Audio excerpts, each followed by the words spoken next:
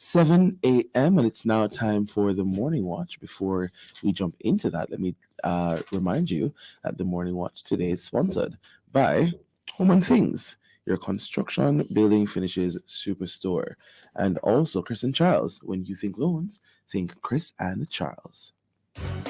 Save in style every time you shop at Home and Things. Find all the top brands at the best prices. Grab a deal on porcelain, ceramic and mosaic tiles, fixtures and faucets for kitchen and bathroom, windows and doors, lighting, home decor and more. Yes, you can save in style on just about everything in store. Old Hope Road and Constant Spring Road. Shop for store-wide savings today at Home and Things. Brands you know, brands you can trust. Power in great moments. If you have financial needs, Chris and Charles will fix them for you. Power in great moments since 1992.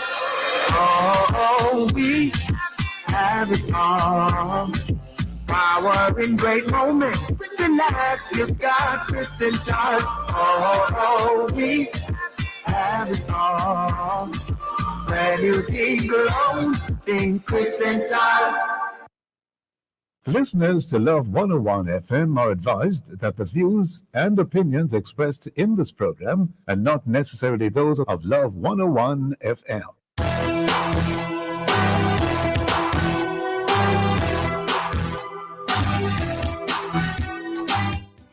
Hello and welcome to the Morning Watch on Love 101 FM. I'm your host, Dylan Toussaint. A special welcome to our listeners on love101.org, and if you're overseas and on the move, U.S. listeners can access us at 712-832-8001. And if you're in the UK, 0330-332-6541. Or join us via the Love 101 FM app that can be downloaded from the Google Play Store or the Apple Store. You can also join us on Love 101 FM Facebook and YouTube Live.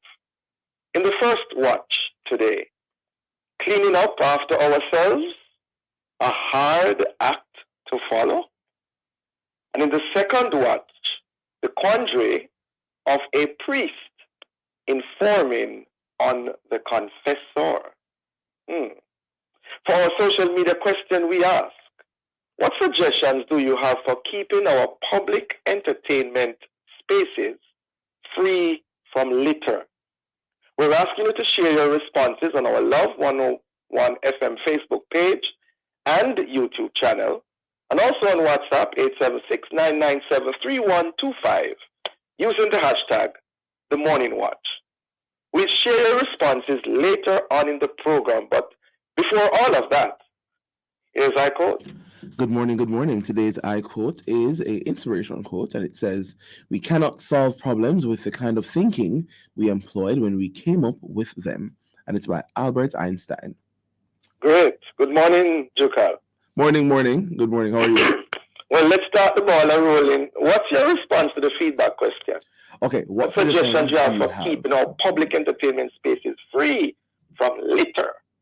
All right, so it first starts with the person or the people. It starts with us, definitely. Because, they can have 10 million garbage bins, and then somebody's still going to put the garbage on the ground. So it starts with the people. Well, I think that's a good start for that discussion. Right? You did well, Jukal. Great. Bless you, bless you. The first watch will be back after this break.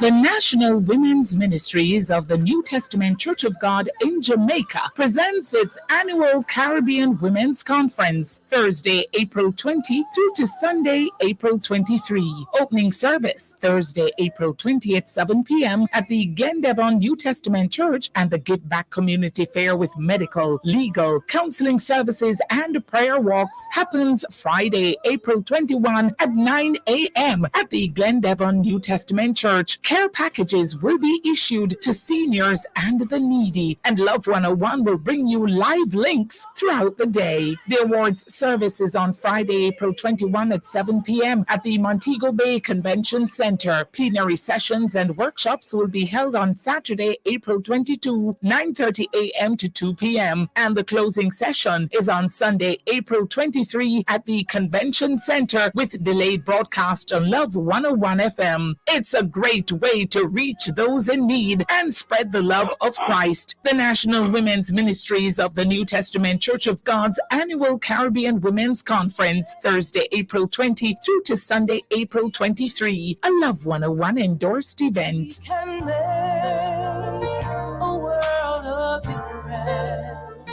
With the love of God, we can change the world. Men in the inner city, can they be successful? Of course. Ghetto youths can be better youths. On Wednesday, April 19, we continue the conversation inside the mailbox with our hosts, Pastor Courtney Morrison and Kevin Bailey. Be sure to join us on the family station Love 101, celebrating 30 years of music, family, and love. This Wednesday inside the mailbox, Monday.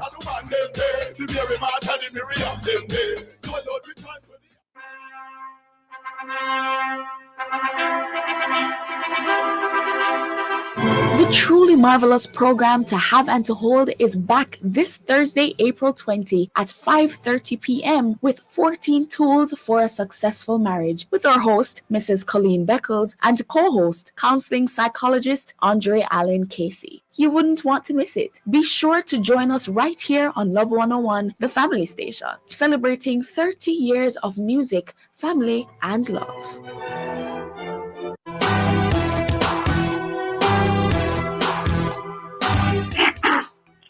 Welcome back to the Morning Watch. Thanks for staying with us. I'm your host, Dylan Toussaint. Now, the discussion was sparked by a Twitter post in March of this year.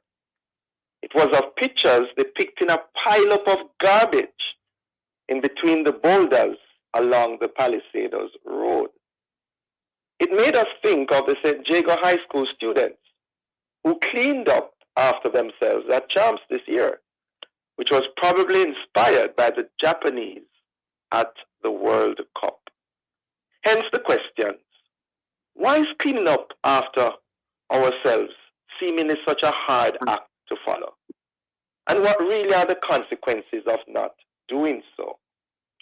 Well, to answer these and other related questions, we have online Ms.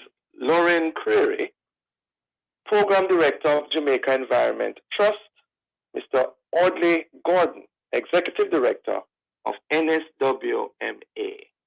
Good morning to you both. Morning, and morning to your listeners.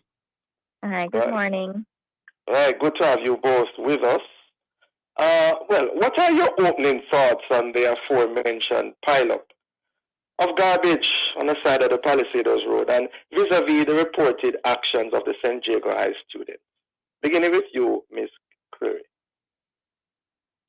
So I think that we have a bad attitude towards garbage and personal responsibility for our garbage, and I think that can explain the pileup. Because a lot of people who visit the Palisados Strip for recreation, a lot of them drive there, and I think it would be quite easy to keep the garbage with them. And there are sometimes piles, and I know people feel if there's already a pile, it's okay to throw it on the ground despite not having a bag. I think there is like a long way to go before they can say, well, if there were bins, we would have used the bins, because a lot of people do drive there, I think. So the garbage could have been taken away with them. Or if they frequent the location, they could carry a garbage bag and just ensure that they are removing their own garbage. But that personal responsibility is lacking. And as for the St. Jago students, it's a great example to set. And I hope more people take note of this. I think there is kind of a leave it out of sight, out of mind. You're having a great time, you leave the garbage there and go about your business. But I think that thought to stop and clean up after themselves it should be noted though that there's also the thought to not litter in the first place. So to prevent having to clean up. We do that a lot with beach cleanup. If there wasn't the littering, we wouldn't have to do the cleanup, but people enjoy the experience of doing a beach cleanup, and they feel like they're doing something great for the environment. So it's kind of twofold: not dirtying up in the first place, but also cleaning up after yourself. Yeah, Mr. Gordon, your opening thoughts on the incident? Well, I was enjoying the comments of my Creary, because she's spot on the question of personal responsibility. I've been pushing that hard, but you know, I'm a little handicapped in conversations like these because as a public servant, the first thing people say that you're making an excuse, go do your job, you know. But personal responsibility is something that I grew up in Jamaica and saw people clean up their yard, clean up their space. People don't.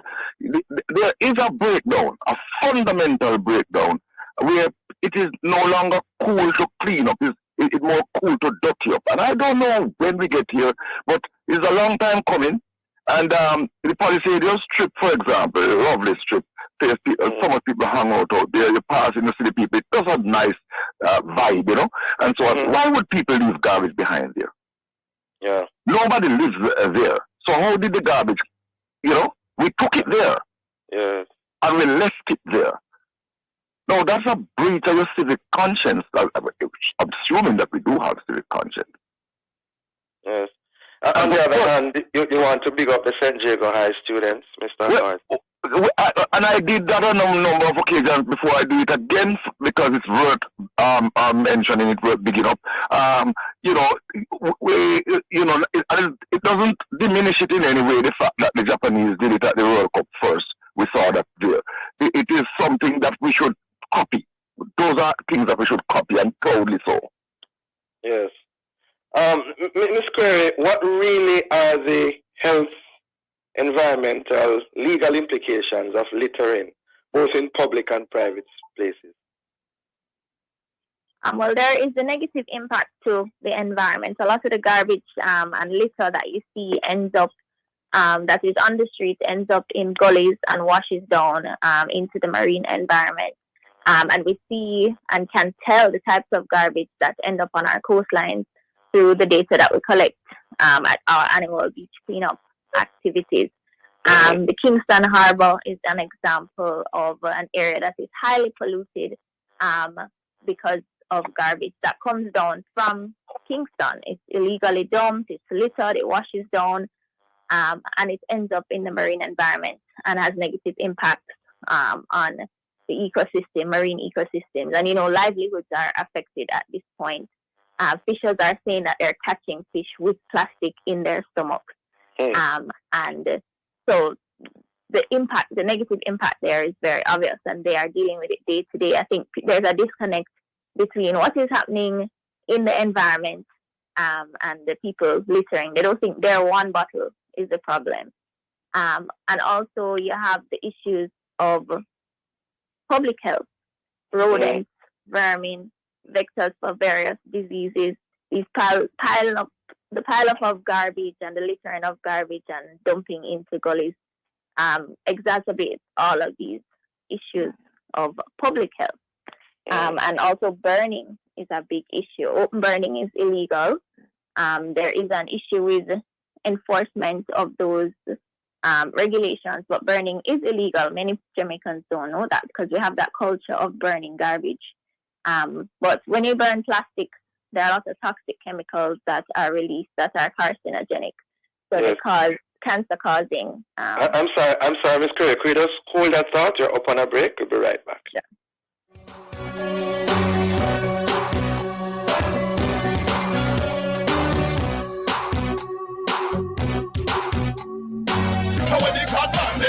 Men in the inner city, can they be successful? Of course. Better youths can be better youths. On Wednesday, April 19, we continue the conversation inside the mailbox with our hosts, Pastor Courtney Morrison and Kevin Bailey. Be sure to join us on the family station, Love 101, celebrating 30 years of music, family, and love. This Wednesday inside the mailbox, Monday.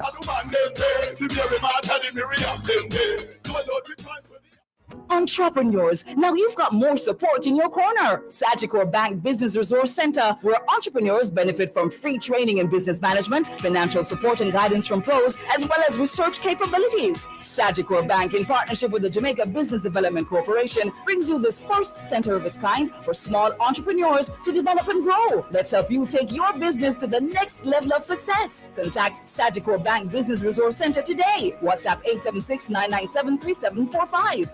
With your Visa debit card in hand, you can do it all. Pay for all your expenses and win amazing rewards like a US $7,000 home makeover, a trip for two to any Copa Airlines destination, plus US $1,000 or a staycation for two at Sandals Resorts, plus bi-weekly prizes of air fryers, gas, or supermarket vouchers. Every use of your Visa debit card gets you closer to winning. Authorized under Section 58.3 of the Betting, Gaming, and Lotteries Act. Power in great moments. If you have financial needs, Christian Charles will fix them for you. Power in great moments since 1992. Oh, we have it all. Power in great moments. Relax, you got Christian Charles. Oh, we have it all. When you think loans, think Christian Charles.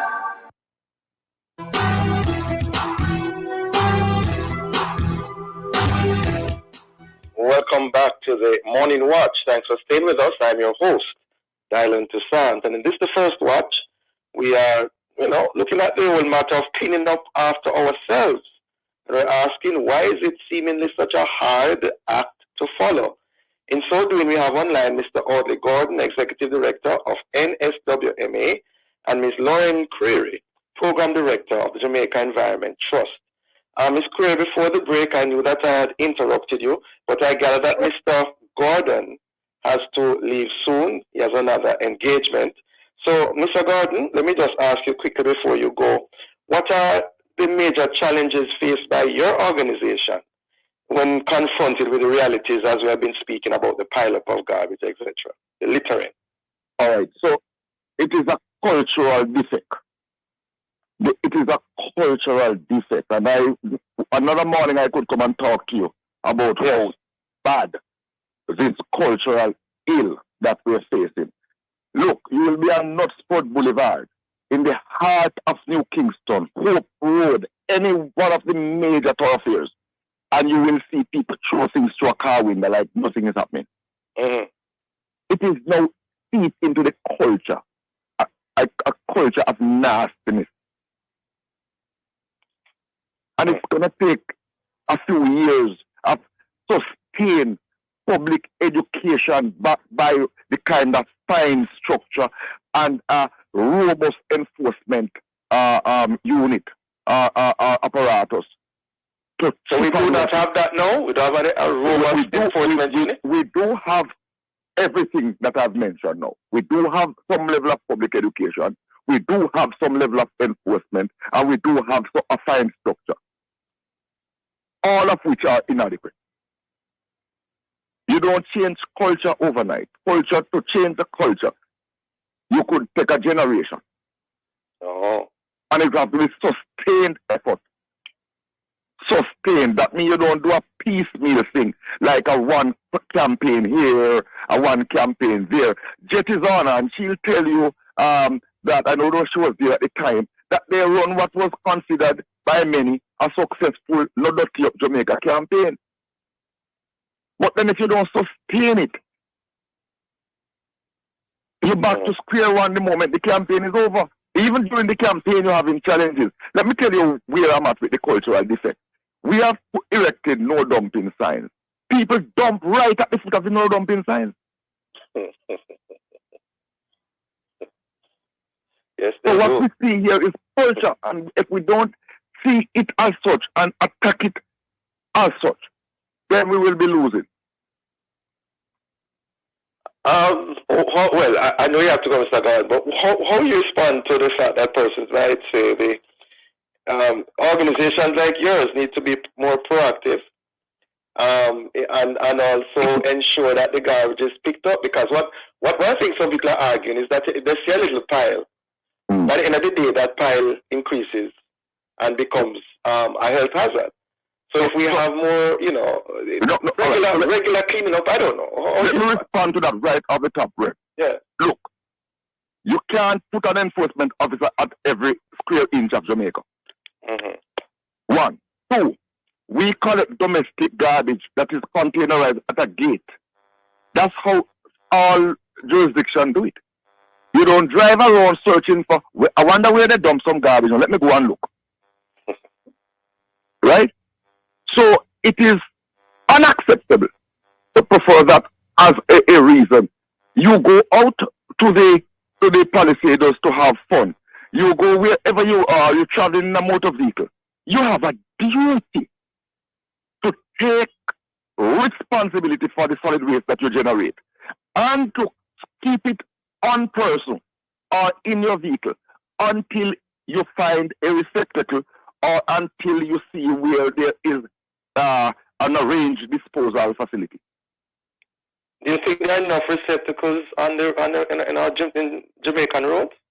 I would concede on that point that we need to have more receptacles, especially in our town centers and the heavily used areas of the capital cities and so on. I concede on that point, but I will not concede on the point that we are responsible for the solid waste that we generate. So if Audley Gordon is through drinking a bottle of water, the plastic bottle that container the water was in, that satisfies my thirst, I must hold that bottle. I must take responsibility for that. Not because I'm not thirsty anymore. I'm cool now. I can just discard it. I must find a place to put it where it is not injurious to the environment and create all sorts of health hazards for me, my neighbor, my children, myself, you know. Okay. All right. Well, Mr. Gordon, if you have to go, you going now?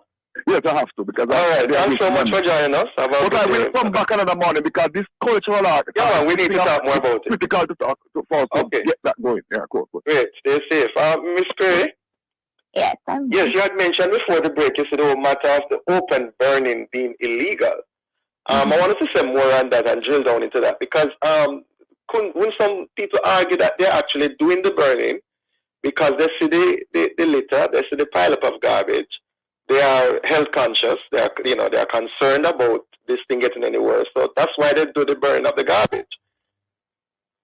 Yes, so they see it as a temporary solution, but it is causing more issues than good. There are ways to contact NSWMA to report, pile-ups of garbage. They don't routinely, as Mr. Gordon said, go around and clean up those, but they do have an app that you can report these types of pile-ups. So that is an option. There's also a WhatsApp number. I don't have it on hand right now, but burning the garbage, especially with the fact that the majority of the garbage that we generate is plastic, is not the way to go. I know in some rural areas where the collection is very infrequent because of inaccessibility of some of the communities, there has been burying as an option. But burning can cause different respiratory illnesses and really negatively impacts public health. The law, Ms. Creary, how specific is the law in regards to littering? Could you give us an idea? So there are okay, I just got the WhatsApp number. Sorry. Let me just go back to the WhatsApp number for NSWMA 876-448-3220. So that can help people report where they need collections. All right. So going back to the laws. So there are laws that govern waste management, laws for littering, fines, for littering and illegal dumping, but the fines I don't think are high enough to deter people from actually doing the acts. Many people are not aware of these laws. The enforcement needs improvement, and I think the fines are just not a deterrent. I don't remember them off the top of my head, Mm-hmm. but they're not very high. So if people have to pay the fines, if they are even caught and, forced to pay these fines, it doesn't deter them from doing it again. And I don't think the instances where they would be caught and fined are very frequent. And littering is even a sweetie paper. Yes. Anything you're dropping on the road, but the fines are not very high for littering or dumping, where there's that differentiation there. Yes. Mr. Gordon mentioned about the psyche, or you were saying, culture of nastiness. I think I heard him say that. How do we change this, though? I mean, we have been talking about this for years, I would assume, and we have good examples like what happened from the St. Jago High students. How do we do? What do we do, Ms. Creary, to make this become more acceptable, fashionable, desirable from the general public? Yes, I think you do have to have that change in consciousness. You have to intentionally think about the garbage that you generate and how it is treated, which most people are not doing on a day-to-day basis. There are a lot of competing issues that people are dealing with, but it would take sustained public education and starting with the young ones, coming all the way up, setting good examples for them, giving them the information, what are the impacts of what their actions are, and then have that education sustained. Mr. Gordon mentioned that we've been doing the Nudity of Jamaica campaign. There have been years where it's not delivered due to funding. So that kind of sets back the momentum of the campaign, but it needs to be sustained over years because it takes, as you said, generations to change culture. And you have different stages of change in a society. So I think we've gotten the information. The majority of people know that littering is bad and that we have a solid waste problem, but they're stuck in that intention to change phase. So they have the intention, they have the information, but they have not gone ahead. They're stuck in the ready set, but they don't go.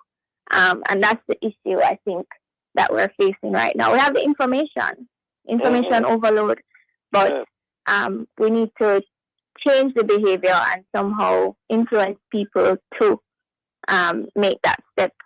So taking responsibility for the amount of garbage you generate is the first step.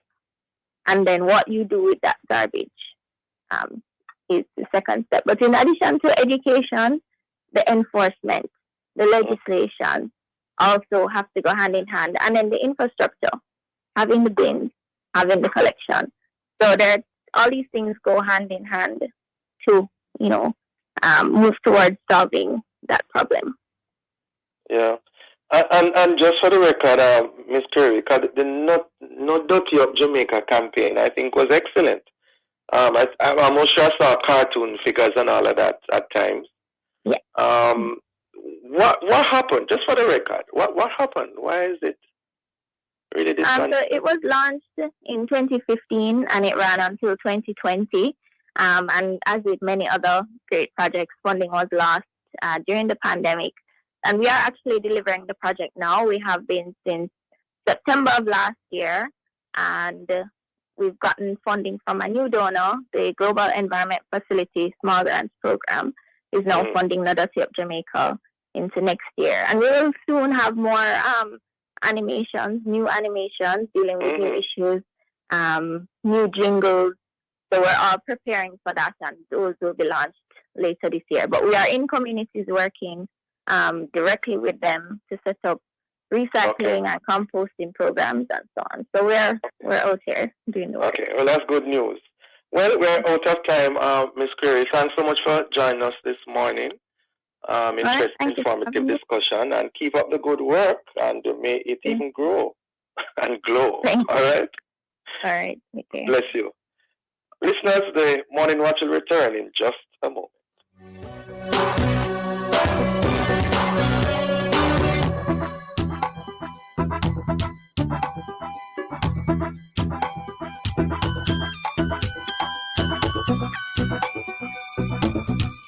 The time is now 7:30. You're listening to the Morning Watch on Love 101, the family station.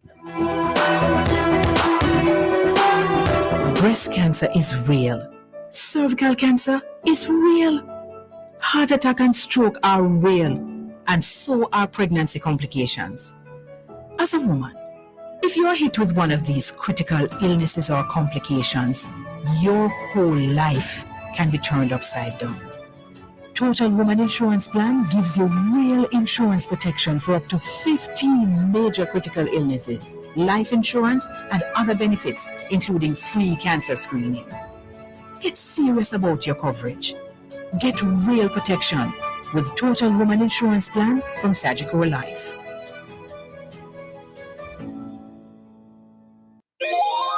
Every day I get bigger, every day I get better. I'm a star and I shimmer.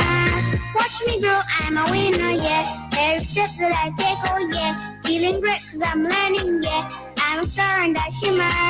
Watch me grow, I'm a winner, yeah. La la la la la la la. Watch me grow with Alexa Plus. Help support their mental development at this important stage with a unique combination of nutrients from Lacta Plus. This product is not intended to be a substitute for breast milk. There's certain moments in life you'll cherish forever. Like buying your first car, stepping into your first home, sending your child to university, starting that business you've always dreamed of. These are your great moments, and helping you achieve them is ours. Call Chris and Charles today. We have a loan for all the great moments in your life. Powering great moments since 1992. When you think loans, think Chris and Charles.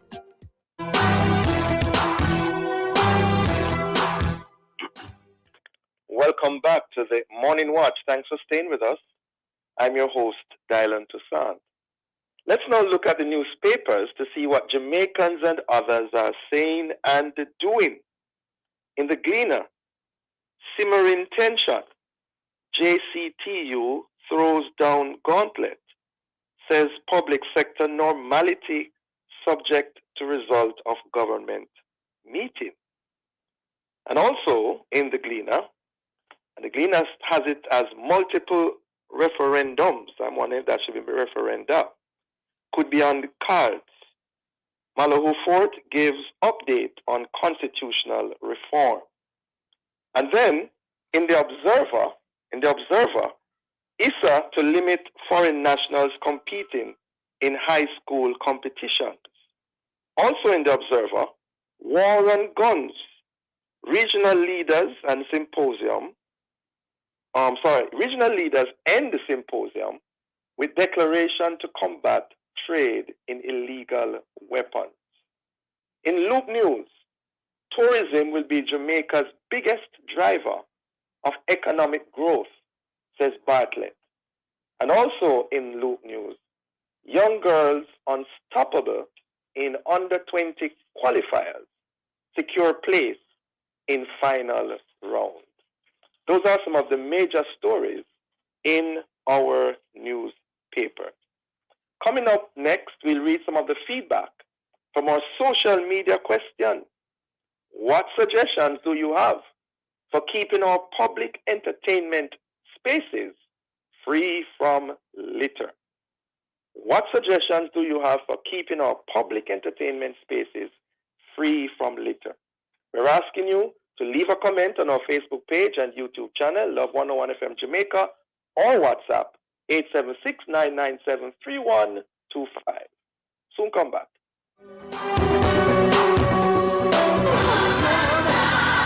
The National Women's Ministries of the New Testament Church of God in Jamaica presents its annual Caribbean Women's Conference, Thursday, April 20 through to Sunday, April 23. Opening service, Thursday, April 20 at 7 p.m. at the Glendevon New Testament Church, and the Give Back Community Fair with medical, legal, counseling services, and prayer walks happens Friday, April 21 at 9 a.m. at the Glendevon New Testament Church. Care packages will be issued to seniors and the needy, and Love 101 will bring you live links throughout the day. The awards service is on Friday, April 21 at 7 p.m. at the Montego Bay Convention Center. Plenary sessions and workshops will be held on Saturday, April 22, 9:30 a.m. to 2 p.m. And the closing session is on Sunday, April 23 at the Convention Center with delayed broadcast on Love 101 FM. It's a great way to reach those in need and spread the love of Christ. The National Women's Ministries of the New Testament Church of God's annual Caribbean Women's Conference, Thursday, April 20 through to Sunday, April 23. A Love 101 endorsed event. Can make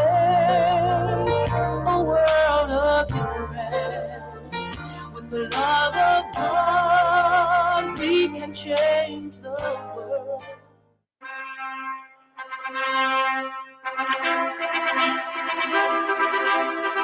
The truly marvelous program to have and to hold is back this Thursday, April 20 at 5:30 p.m. with 14 tools for a successful marriage with our host, Mrs. Colleen Beckles, and co-host, counseling psychologist Andre Allen Casey. You wouldn't want to miss it. Be sure to join us right here on Love 101, the family station, celebrating 30 years of music, family, and love. Men in the inner city, can they be successful? Of course. Ghetto youths can be better youths. On Wednesday, April 19, we continue the conversation inside the mailbox with our hosts, Pastor Courtney Morrison and Kevin Bailey. Be sure to join us on the family station, Love 101, celebrating 30 years of music, family, and love. This Wednesday inside the mailbox, Monday.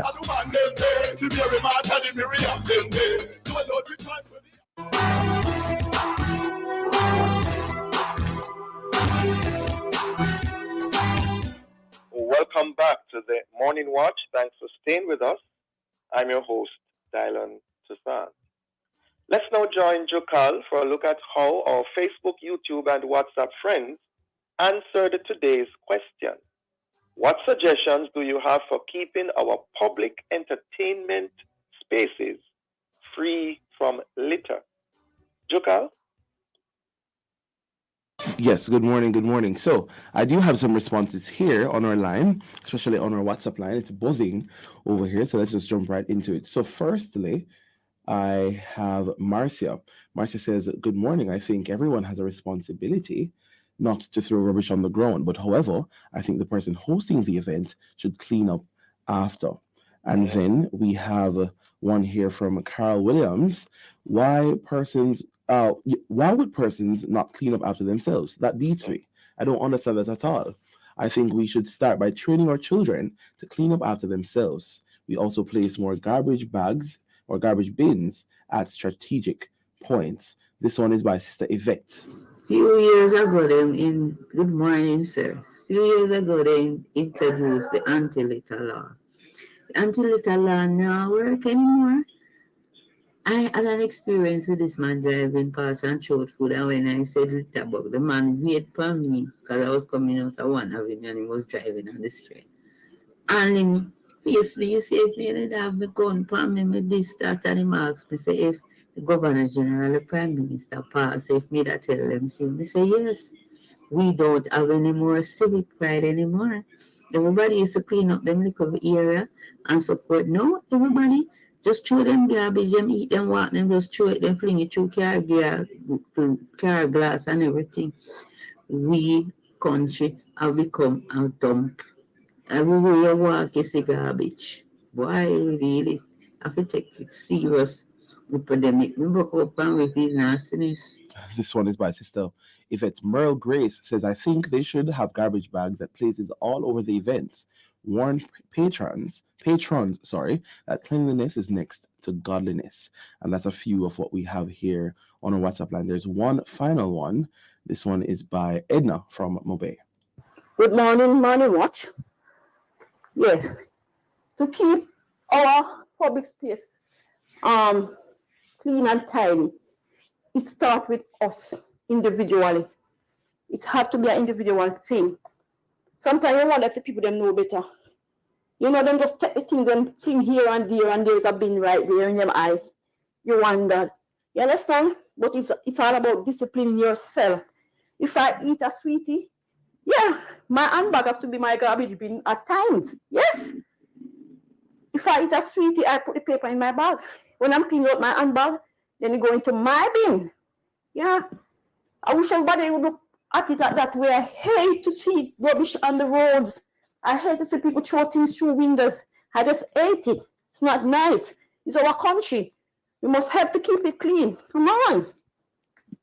And that is a response from Edna from Mobay. So that's just a few of what we have. There's more, but we can't take that. Can't take all of them right Edna now. preaching there. Right. Seems to be a very passionate topic. Yes. For many people. Thank you. Thanks to all those who responded. As we now segue into the second watch, a Washington Post.com headline dated April 17, 2023, reads as follows, and I quote, "State lawmakers push for priests to report abuse heard in confessional," end of quote. And of course, the confessional here is associated with what is known in Roman Catholic circles as the seal of confession. Now, there's a possible quandary in the making. For is it faith over law or protecting secret sins over saving lives? Well, to answer these and other related questions, we have joining us the Reverend Kenneth Richards, Roman Catholic Archbishop of Kingston and President of the Jamaica Council of Churches, and the Reverend Sean Major-Campbell, Rector of Christ Church, and he is also a human rights activist. Good morning, people. Good morning. Good morning, gentle people. Great. Good to have you both with us. Men of the cloth.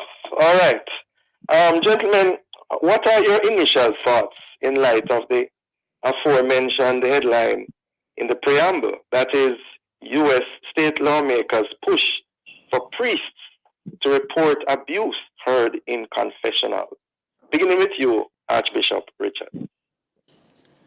The seal of confession is sacred and inviolable. That means that under no circumstances what is confessed within the confessional, which is described as the internal forum, that is means that is a communication that is taking place between the person and God.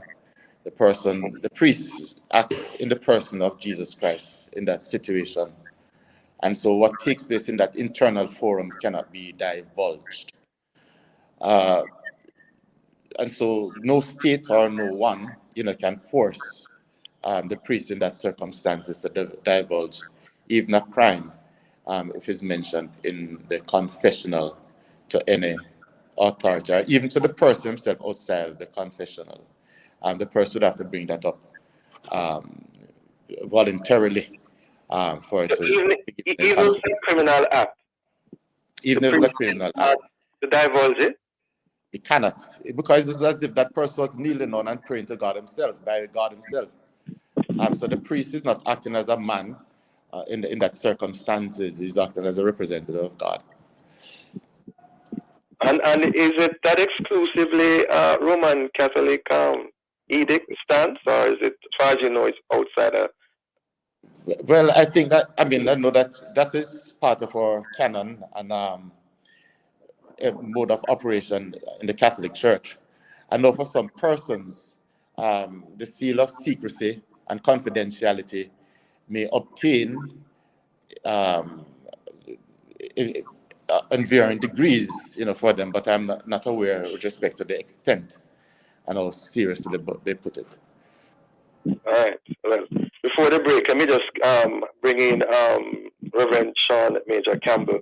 Rev, your thoughts on that whole matter of the seal of confession?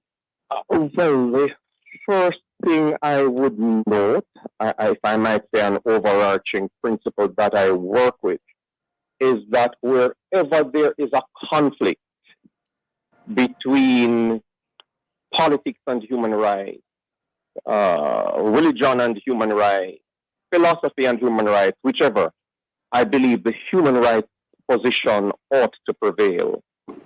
I believe that children, even more than the seal of confession, should be first of all seen as sacred and inviolable. And as such, I would ask the question, is the protection of a rapist and the child molester more important than the protection of the victim? All right, tell you what, Rev, hold that point. We're at a break. We'll come right back and discuss that.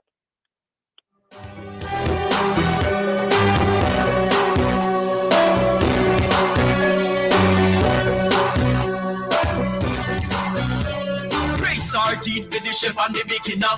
Follow the one with pepper, that are the winner. Shop on supermarkets, everybody Great sell it. sardines, follow the better flavor. The time is 7:45 and a half. As we follow great sardine, follow the better flavor. Great sardine for the chef and the beginner. Follow the one with pepper, that are the winner. Shop on supermarkets, everybody sell it. You all of them nice. Pass the part, me push it. Great sardines, follow the better flavor. Refreshing your space should be a breeze. And at Active Home Center, we have made it easy by having what you need all in one place. Shop the largest selection of tiles, bathroom fixtures, lighting, doors, and more. Visit us at 84 Council Spring Road in Kingston or check out our newly opened location in Freeport, Montego Bay. Come speak with our in-house experts and hit refresh on your space. Active Home Center. More savings, more choices. Power in great moments. If you have financial needs, Christian Charles will fix them for you. Power in great moments since 1992. Oh, we have it all. Power in great moments. Relax, you got Christian Charles. Oh, we have it all. When you think alone, think Christian Charles. Some dreamers picture a place they call home, a house with no mortgage, a home that they own. Some dream of owning their very own store, be it a cafe or florist, or growing one into more. Where one dreams of making luxury shopping the norm, others dream of sports cars, the kind that perform. But one thing in common these dreamers all need is to build their wealth so they can achieve. Never settle for less than your dreams with Sagicor Investments. Call 888-SAGICOR to speak with a wealth advisor.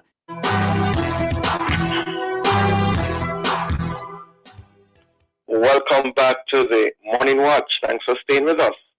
I'm your host, Dylan Toussaint, and in this, the second watch, we're looking at the quandary of a priest, Roman Catholic priest, informing on the confessor. And in so doing, we have online the Reverend Kenneth Richards, Archbishop of Kingston, and the President of the Jamaica Council of Churches, as well as Reverend Sean Major-Campbell, Rector of Christ Church in Vineyard Town, and he's also a human rights activist. Before the break, Reverend Major, your views in regards to what is known as the seal of confession. Now, could you just backtrack a bit so that we get it in context again? Yes, so I was saying that children should be sacred and inviolable, even more so than the seal of confession. I am also raising the question, is the protection of a rapist and child molester more important than the protection of the victim of the rapist and molester? You're throwing down that question to Archbishop? Yeah, so my response to that, you see, there are other avenues by which a person who has violated the rights of a child can be made and be dealt with in criminal law. And so the weight cannot be put on the seal or the sanctity of the confessional with respect to divulging such what is reported in the internal forum.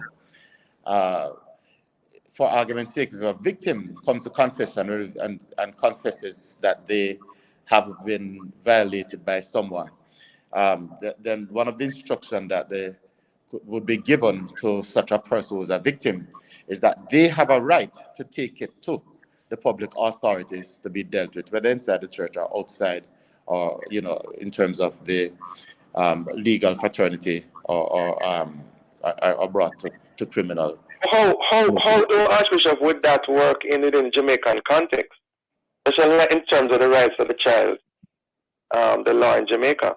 isn't the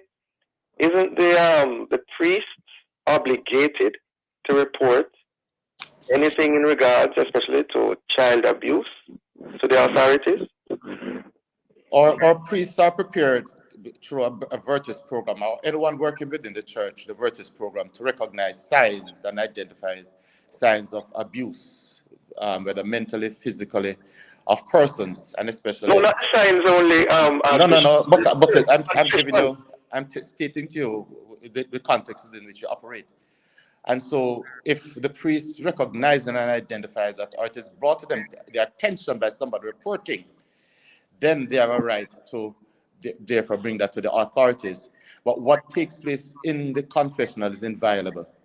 And so there's no obligation by the civil authority that would cause a priest, therefore, in that context, to go and divulge what was done, mentioned in confession.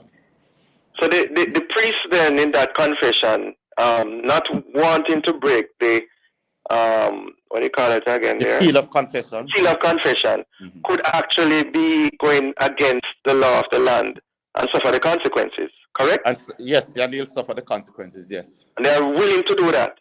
Yes. Reverend Major-Campbell, your thoughts on that? I believe religious privilege ought not to supersede the protection and care of children. I also want to suggest that ending secrecy should place a necessary burden of accountability on the gatekeepers of children and the mandatory reporters of crimes against the vulnerable. And we as clergy are, I would say, we are mandatory reporters. Interestingly, there is, certainly in the Diocese of Jamaica and the Cayman Islands, a code of conduct which actually charges us to report to the authorities any crime against the vulnerable. The same obtains for us as Catholics also, with the exclusion of the confessional. But because persons, the court of public opinion is almost like declaring that the only way that such crime can be made known is on in the seal of in the confessional. There are so many other opportunities by which such crime and criminal activity can be identified, be known, so that it can be dealt with. I think that's what gives Archbishop. Yeah, okay, yes, Reverend Major-Campbell. Yeah, what is the evidence, though, that those mechanisms have worked or have been working when such a high percentage of representatives, agents of the church, have accounted for the majority of sexual abuse allegations in many different parts of the world? Yeah. Reverend Major-Campbell, let me ask you before Archbishop responds to that. What would you say to those who would argue that confidentiality is key in counseling? Or, well, at least for the Roman Catholic Church, the whole matter of that seal of confession, confidentiality seems to be the hallmark that guides it. Wouldn't that priest be breaching that code of confidentiality? Confidentiality is key in counseling, and I maintain that as someone who also specializes in counseling.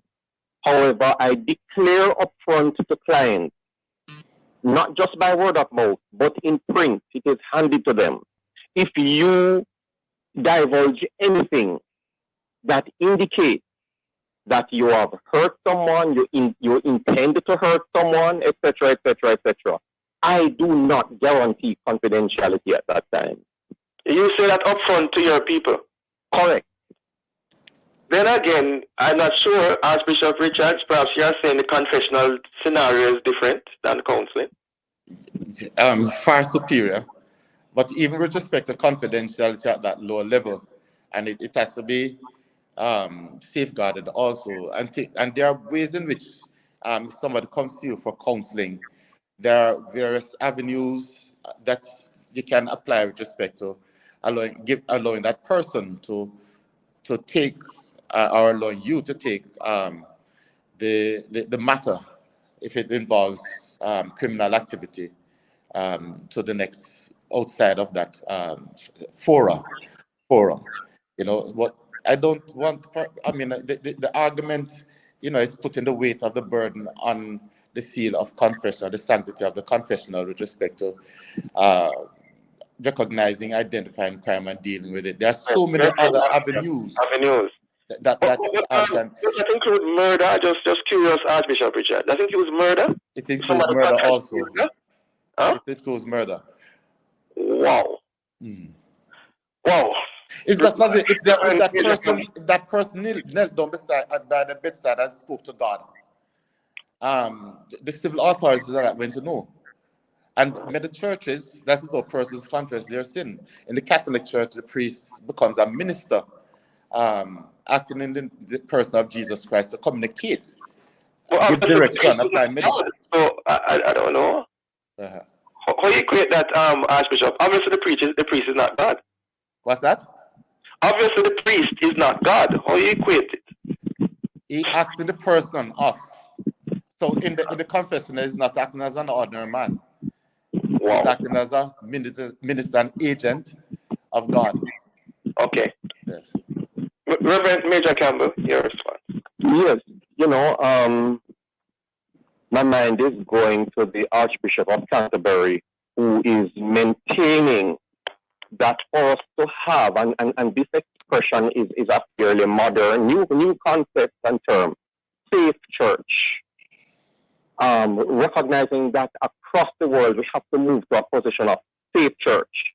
And to do that, we have to recognize God's love for all people, the protection of the vulnerable, and the accountability of abusers. So although we may affirm God's forgiveness and love, it does not give us authority to cover the crimes against the vulnerable, and especially crimes against children. Yes, the thing with respect to cover-up is a different thing from if you're making reference to the fact that for decades persons were moved about from one church community to another when their crime was done. The cover-up didn't flow from the confessional, it flowed from administrative dealing with the problem.